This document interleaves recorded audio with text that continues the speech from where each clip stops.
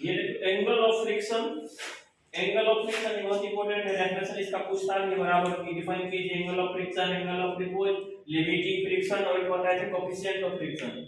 ये चार में से दो तीन बराबर रिपीट करता है, इसलिए बताया एंगल ऑफ फ्रिक्शन किसको बोलते हैं। यहाँ पे एंगल ऑफ फ्रिक्शन हम लिखा है the angle of friction is defined as the angle made by the resultant force with the normal reaction, angle is called angle of friction. मतलब ये दे रहा कि एंगल ऑफ फ्रिक्शन बोलते हैं कि एंगल मेड, एंगल जो बना रहा है कौन सा, रिजल्टेंट फोर्स किसके साथ, नॉर्मल रिएक्शन के साथ। तो यहाँ पे हम इसको समझाए हैं कि डेफिनेशन में देना है तो ये angle of defined as the angle made by the resultant force with the normal reaction. ये फिगर में क्या है कि हम ये रख दिए किसी रफ सरफेस पे, इस बॉडी को रख दिए, ये बॉडी है, इस बॉडी का कुछ न कुछ वेट होगा, वो वेट किधर काम करेगा, बता दिए थे कि नीचे की ओर काम करेगा, जिसको हम W लिखे हैं, ये बराबर क्या होता है mg।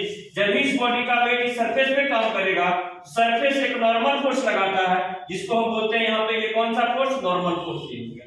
और अप्लाइड फोर्स अगर हम इधर लगाते हैं, ये मेरा क्या है यहाँ से अप्लाइड फोर्स, ये अप्लाइड फोर्स है, जब ये अप्लाइड फोर्स इधर लगाते हैं तो फ्रिक्शन फोर्स क्या होगा, इस पे उल्टा डायरेक्शन में काम करेगा, इसलिए ये लिखे फ्रिक्शन फोर्स, ये अप्लाइड फोर्स, इसको इधर खींचेंगे, इधर मोशन होगा तो इसके उल्टा डायरेक्शन में जो फोर्स काम करता है उस फोर्स को क्या बोले थे, फ्रिक्शन फोर्स। ऐसा फोर्स जो इस बॉडी के मोशन का अपोज करता हो, विरोध करता हो, ये बॉडी इधर जाना चाह रहा है, बताओ इसका विरोध किधर होगा, इसके उल्टा डायरेक्शन में, ये फोर्स को हम क्या बोले थे, फ्रिक्शन फोर्स।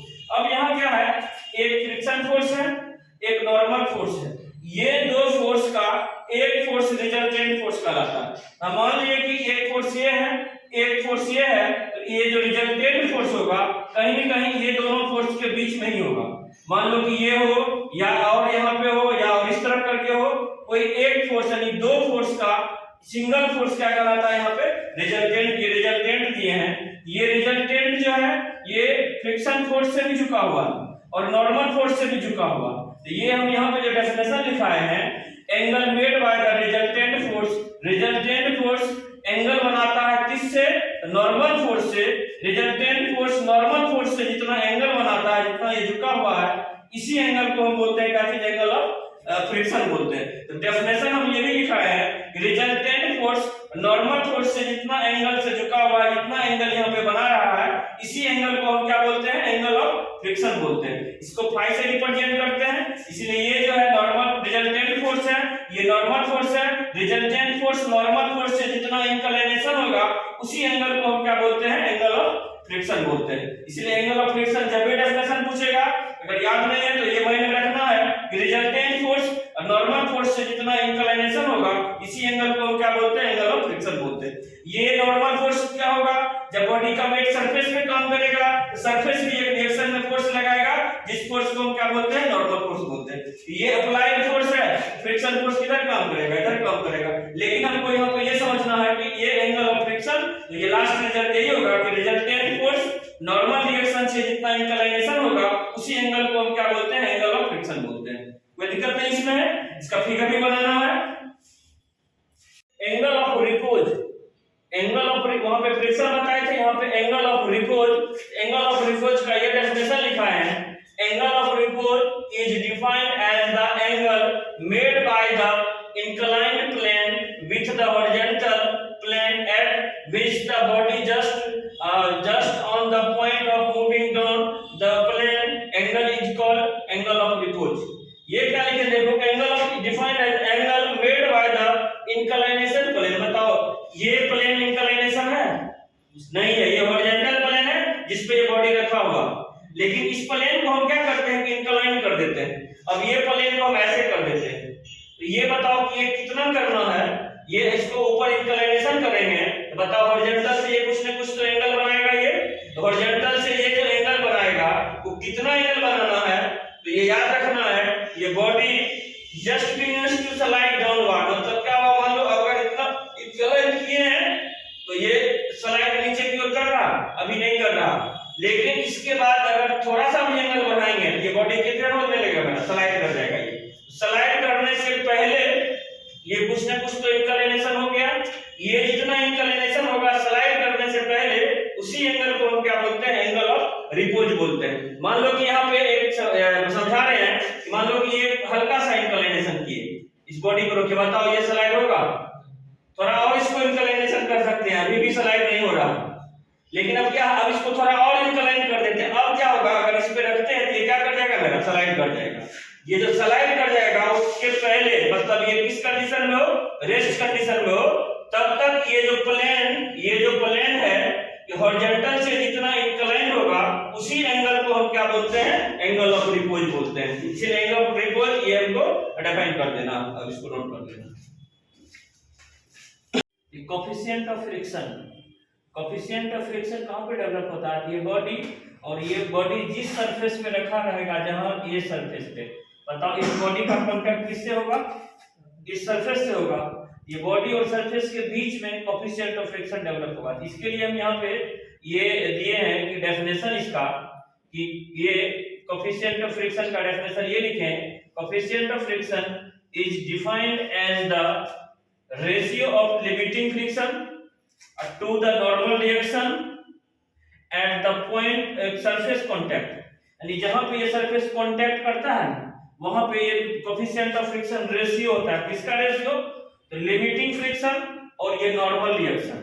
ये लिमिटिंग फ्रिक्शन क्या होता है, ये फ्रिक्शन लिमिटिंग फ्रिक्शन बोलते हैं। Maximum value of static friction, मतलब ये बॉडी जब तक रेस्ट में रहे तो इसका जो मैक्सिमम वैल्यू होगा उसी वैल्यू को क्या बोलते हैं, लिमिटिंग फ्रिक्शन बोलते हैं। मतलब क्या है कि ये लिमिटिंग फ्रिक्शन, ये नॉर्मल रिएक्शन, ये नॉर्मल रिएक्शन कब बता दिए थे कि जब बॉडी का वेट सरफेस पे पड़ेगा, सरफेस पे एक फोर्स लगाएगा, उस फोर्स को नॉर्मल फोर्स बोलते हैं।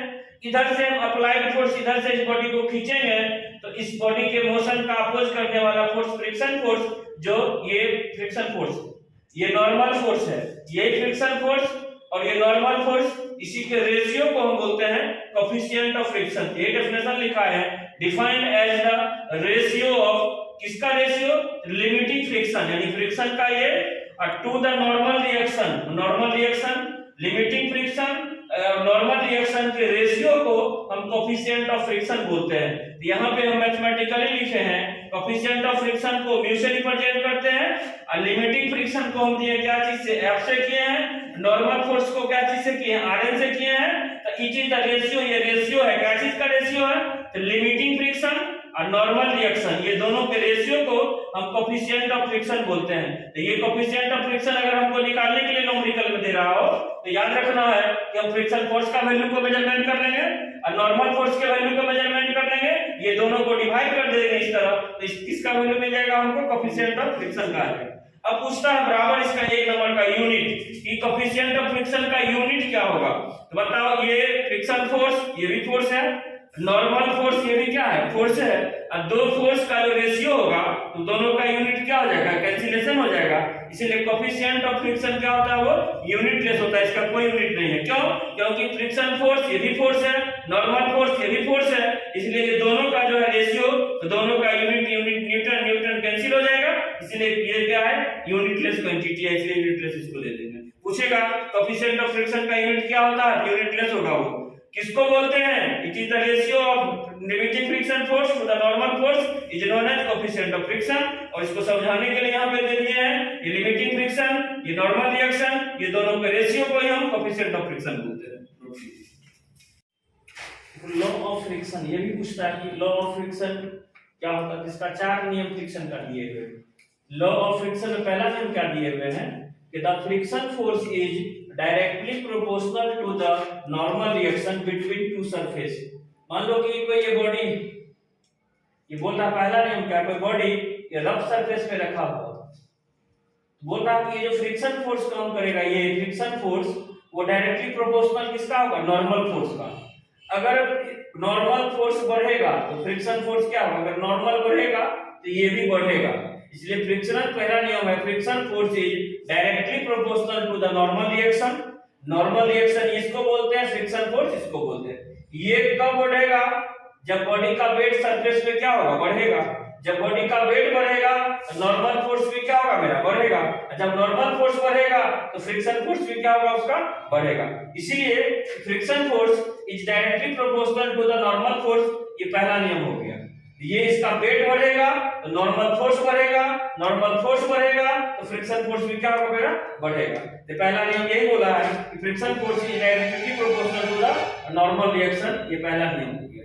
ठीक है, दूसरा देखो क्या बोल रहा है, the force of friction opposes the motion, motion को क्या करता है, अपोज करता है, विरोध करता है, and act in the opposite direction to the motion of the body, और ये एक्ट किधर होता है, इसके अपोजिट डायरेक्शन में। जैसे मान लो कि यहाँ पे ये बॉडी है, रफ सरफेस पे रखा हुआ, इस पे जो अप्लाइड फोर्स लगाते हैं, ये फोर्स अगर हम इधर लगाते हैं तो बताओ बॉडी का मोशन किधर होगा मेरा, इस डायरेक्शन में।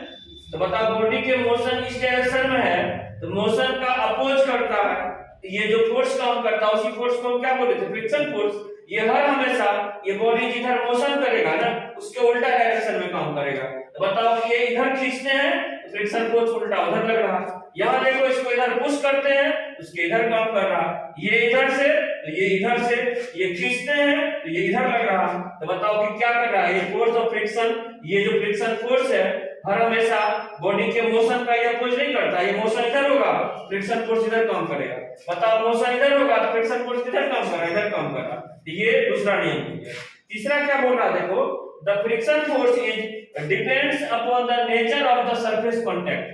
मान लो कि कोई बॉडी रखा हुआ है, ये स्मूथ सरफेस है, प्लेन सरफेस है, तो वहां बताओ फ्रिक्शन फोर्स क्या होगा, कम डेवलप होगा। जहां मान लो रफ सरफेस है, रफ समझते हो, रुखरा सरफेस है, वहां फ्रिक्शन फोर्स क्या होगा मेरा, ज्यादा डेवलप होगा। मान लो कि ब्लैक बोर्ड है, ये स्मूथ है, यहाँ फ्रिक्शन क्या हो रहा है, कम डेवलप होता है। लेकिन ये दीवार पे अगर हाथ से रगड़ते हैं तो वहां क्या है, रफ सरफेस है, तो वहां फ्रिक्शन क्या होगा मेरा, ज्यादा डेवलप होगा। इसीलिए हम लिखे फ्रिक्शन फोर्स डिपेंड करता है किस पे, नेचर ऑफ द सरफेस पे। सरफेस का नेचर अगर रुखरा होगा तो फ्रिक्शन फोर्स ज्यादा काम करेगा, सरफेस का अगर नेचर स्मूथ होगा तो फ्रिक्शन फोर्स क्या होगा, कम काम करेगा। इसलिए ये सरफेस पे नेचर पे डिपेंड करता है, रुखरा होगा तो ज्यादा, स्मूथ होगा तो कम होगा। ये तीन नियम। चौथा नियम यहाँ पे independent on the surface area, यानी मतलब ये एरिया पे इंडिपेंडेंट है, मतलब एरिया पे ये डिपेंड नहीं है। मान लो कि कहीं पे हम इतना छोटा बड़ा है और कहीं पे ये एरिया है, ये स्मूथ है और ये रफ है पूरा, बताओ पूछे किसमें फ्रिक्शन फोर्स ज्यादा काम करेगा, कब रफ में ज्यादा करेगा। लेकिन इसका एरिया क्या है, छोटा है, इसका एरिया क्या है, बड़ा है, इसलिए ये एरिया पे डिपेंड कर रहा नहीं कर रहा, इसलिए एरिया पे इंडिपेंडेंट है ये सरफेस एरिया पे। ये पांचवा नियम हो गया, चौथा नियम हो गया। लॉ पूछेगा ये चारों नियम को लिख लेना।